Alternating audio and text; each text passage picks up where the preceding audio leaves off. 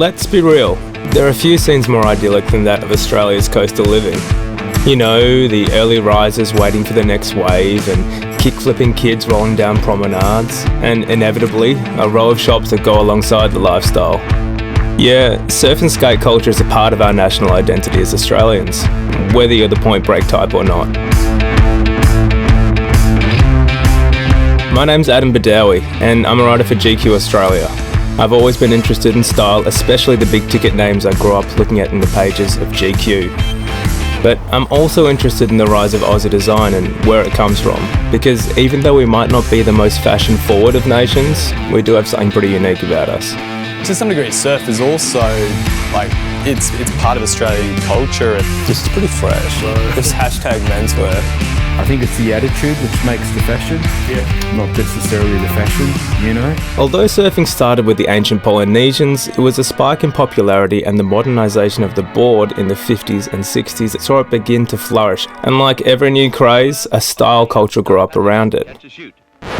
Brands like Rip Curl, Billabong, Hot Tuna, Globe and Quicksilver quickly established themselves as mainstay surf brands in the 70s and 80s. Now it's younger brands taking up the mantle. They're ensuring homegrown labels continue to reshape surf and skate culture, from the high street to the skate park to the water. One man who grew up during that time is Sam Coombs. Having worked at surf brand Mambo in its heyday, he's now the co-founder of the Critical Slide Society, a label born out of a blog and a love of the sea.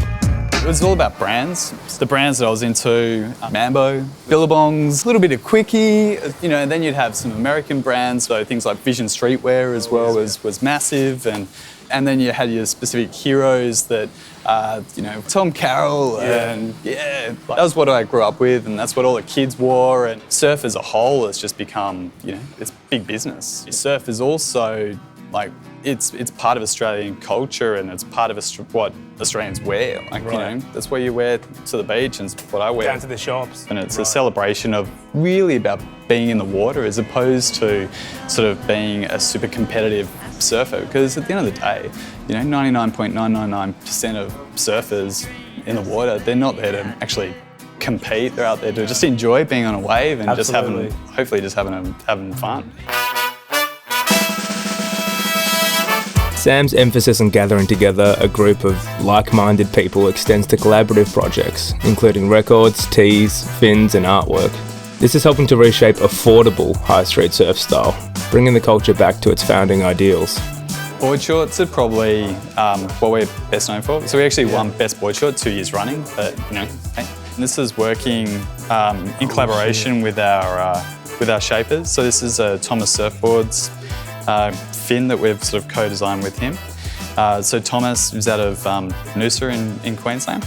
And then this is one of our team riders by Ellis Flint. And even small little tweaks, like he's put this little cut in through here to actually give you a little bit more flex. Right. Would you say that maybe surfing has moved away from being a counterculture, is now more of a storytelling and collaboration culture, especially touching on those fins? And yeah, I think it's definitely about bringing together a community of like-minded sort of individuals, and to some degree that was even part of the naming of the company, the Critical Slide Society. So it was actually about becoming a society, it's a group of people that are kind of hopefully into kind of similar sort of stuff. Yeah.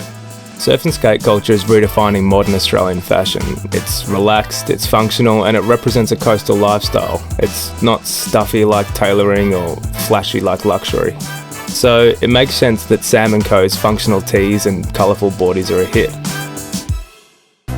But as high fashion continues to soften around the edges, surf and skate culture has become an entry point for a youthful sensibility.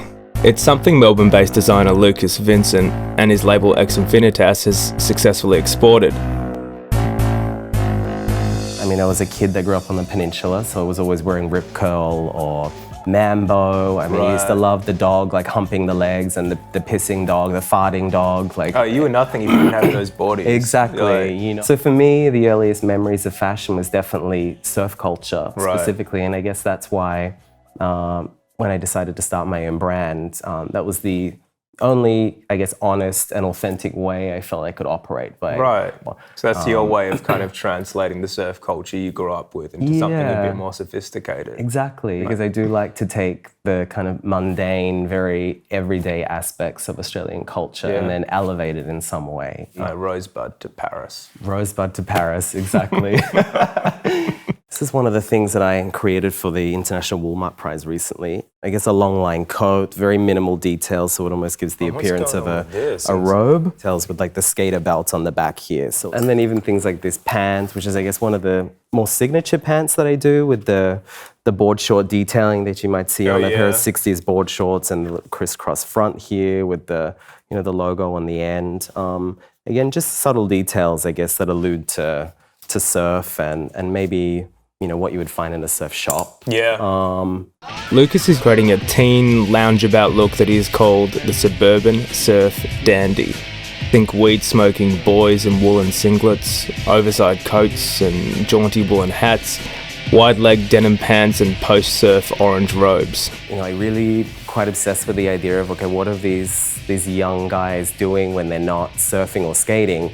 So they're sitting around at home, smoking a joint, eating pizza in their robe and their slippers and really not giving two Fs about life. So I think we should finish this interview in orange coats. I think we should go back to the couch. It's a new season variation of that fabric, so it's taking it to it's like a hoodie coat that is sweet. Well, this is actually like at the beach where the surfers wear the ponchos and they get changed underneath, with their wetsuit. So this is really just that with a sleeve and a hood and made into more like a throwover. Even with Lucas's more high fashion approach to surfwear and Sam's critical slide society approach to high street, there are brands like 10 Pieces that kind of sit somewhere in the middle, affordable, relaxed, but still unique and modern.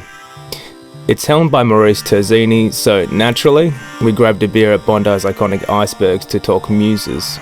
Well, I think more than surf culture itself, I think it's more than just more the laid-back attitude of the beach. Right. I think that's a big influence on us.